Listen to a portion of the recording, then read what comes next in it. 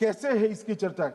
नवीन चावला, जिसको आपातकाल की भूमिका पर शाह आयोग ने कहा था ये निष्पक्ष नहीं है, उनको मुख्य चुनाव आयुक्त बना दिया, जबकि मुख्य चुनाव आयुक्त गोपाल स्वामी ने इनके खिलाफ पक्षपात के सबूत भी भेजे, खारिज कर दिया। मान्यवर सुने नहीं, हमारे समय में ऐसा कभी नहीं हुआ है।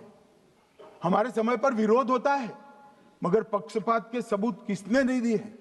और भाई, जहां तक 66% और 33% का सवाल है, आप कह रहे हो कि वहां 2 लोग होते हैं और आप 1 होते हैं, ये तो हम तय नहीं करते हैं। 140 करोड़ की जनता तय करती है कौन 66 होगा और कौन 33।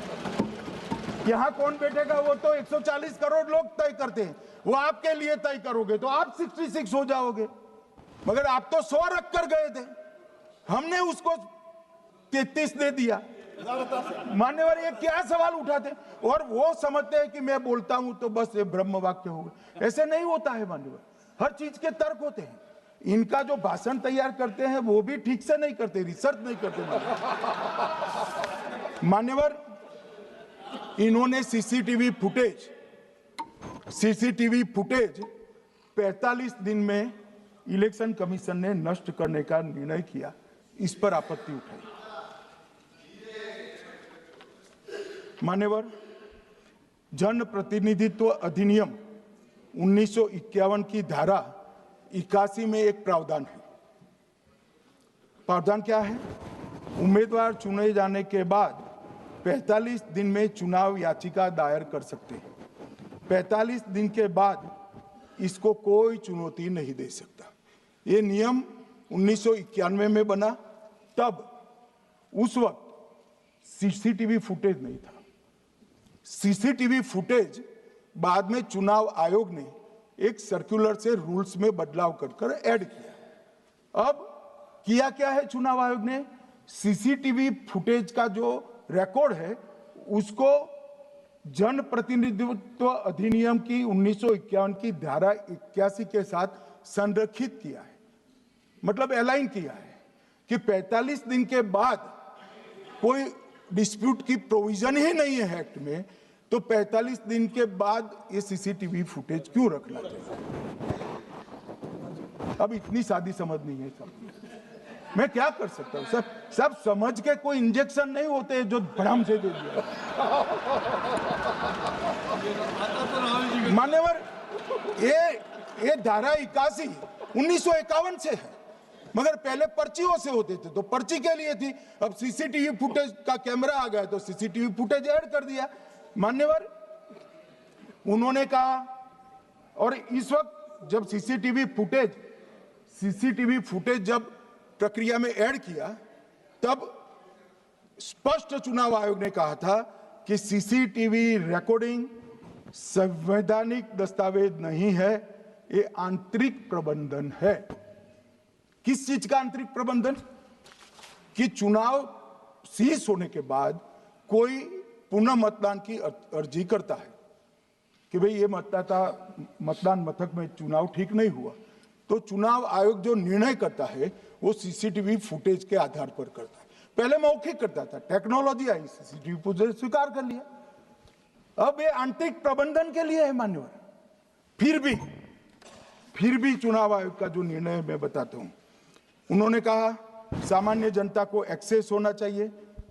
रूल्स बनाया गया है, सामान्य व्यक्ति सीसीटीवी फुटेज उच्च न्यायालय में जाकर 45 दिन के अंदर ऑर्डर करा सकता है। अब ये कहेंगे 45 दिन में जजमेंट नहीं आएगा, मगर उच्च न्यायालय इतना ऑर्डर कर सकता है कि सीसीटीवी फुटेज आप डिस्ट्रॉय मत करना। मान्यवर, राजनीतिक दलों को एक्सेस देने का उन्होंने प्रावधान करा है, तो वो चुनाव को चैलेंज करे राजनीतिक दल 45 दिन के अंदर। ऑटोमेटिक जो चुनाव चैलेंज होता है मान्यवर, उसका सीसीटीवी फुटेज नियमों से हम चुनाव आयोग रिजर्व कर देता है। मान्यवर, ये प्रक्रिया कुछ पढ़ते नहीं। इसके बाद पॉलिटिकल एजेंटों को एक्सेस होनी चाहिए। पॉलिटिकल एजेंट भी मान्यवर हाईकोर्ट से इसको प्राप्त कर सकता है। अब करते कुछ नहीं, एक भी ना हाईकोर्ट में अर्जी करी, ना चुनाव आयोग में करी, और सीसीटीवी फुटेज का बहाना लेकर बोलने लगे। अब इतने लाखों बूथों का सीसीटीवी फुटेज हर नागरिक मांगने लगा कोई कारण के बगैर, तो किस प्रकार से चुनाव आयोग दे सकते हैं, किस प्रकार से दे सकते हैं? यहां हुआ क्या है, सब प्राप्त करना चाहते हैं वो प्रेस कॉन्फ्रेंस कर, उनको लगता है कि मेरी प्रेस कॉन्फ्रेंस ये संवैधानिक प्रावधान के तहत होती है।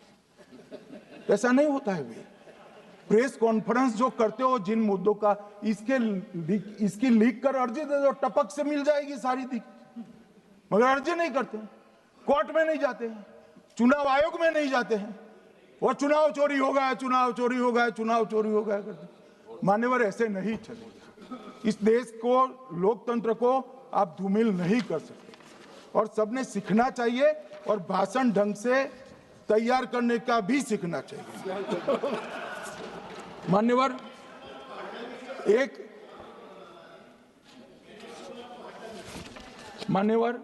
एक उन्होंने कहा सीसी को 2003 में कानून बनाकर इम्यूनिटी दी है।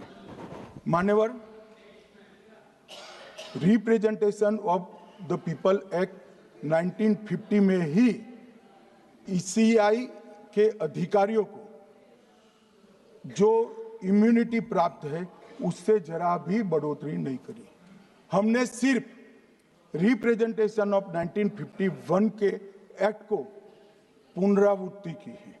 मान्यवर, आरपीए एक्ट की धारा 32 और आरपीए एक्ट 51 के सुधार की धारा 146C कहती है कि चुनाव आयोग के कोई भी अधिकारी जिसमें इलेक्शन कमिश्नर आ जाते हैं, इस पर कोई मुकदमा चुनाव प्रक्रिया के लिए नहीं चल सकता।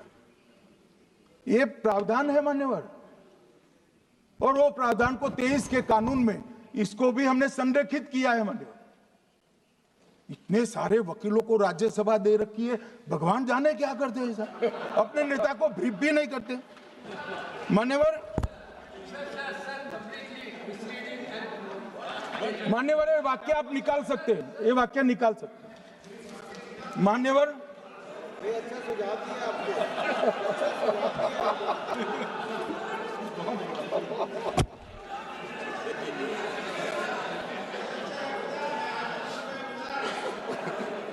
मान्यवर, फिर ये सब हो रहा कल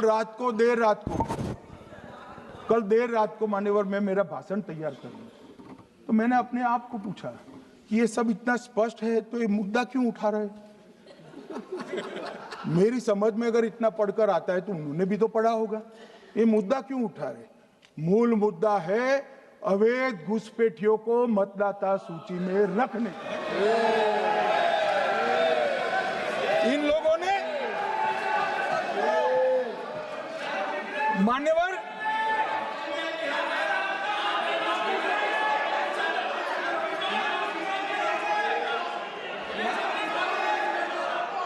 माननीय सदस्य, आपका भाषण भी सबने शांति से पूर्ण सुना है, आप भी सुनने की सामर्थ्य रखो। नहीं, आप सुनने की सामर्थ्य रखो। नो, प्लीज बैठिए, प्लीज बैठिए, सुनो, पूरा भाषण सुनो। आप जब बोलते हैं तो इधर भी सुनते हैं, आप भी इधर भी बोलते हैं, इधर सुने। गृह मंत्री इलेक्शन रिफॉर्म के लिए बात बोलता सर।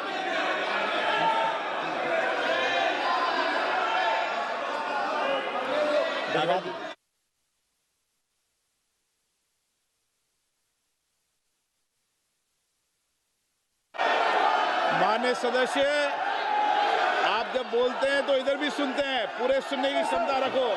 सर, ये लोग डर गए हैं, जवाब नहीं सुन सकते हैं। इतना दिनों से देश के सामने में झूठ फैला करके इन्होंने गुमराह करके चर्चा मिला। आज गृह मंत्री जी एक बात का जवाब दे रहे हैं, ये भाग गए, डर गए, सुन भी नहीं सकते ये। अगर ये सुन नहीं सकते हैं, इतना दिनों से संसद के समय बर्बाद क्यों किया? अगर सच्चाई नहीं सुन सकते तो इतना दिनों तक सड़कों पर संसद के समय लोगों को रंग फैला करके क्यों समय बर्बाद किया? ये दिखा रहे, हमको मालूम था ये भागने वाले हैं। सच्चाई को सुनना चाहिए, सच्चाई को सुनना चाहिए। और जब सच्चाई सामने में आया तो डर गए, सुनने का कैपेसिटी तक नहीं है और इतना गुमराह किया। पिछले सेशन का पार्लियामेंट सेशन इन्होंने तबाही किया, मॉनसून सेशन को भी इन्होंने बर्बाद किया इसी मुद्दे पर, और ये हमारे शीतकालीन समय को भी इन्होंने 2 दिन बर्बाद किया। आज बारीकी से जब बता रहे थे ये लोग भाग गए, ये तो ठीक नहीं है।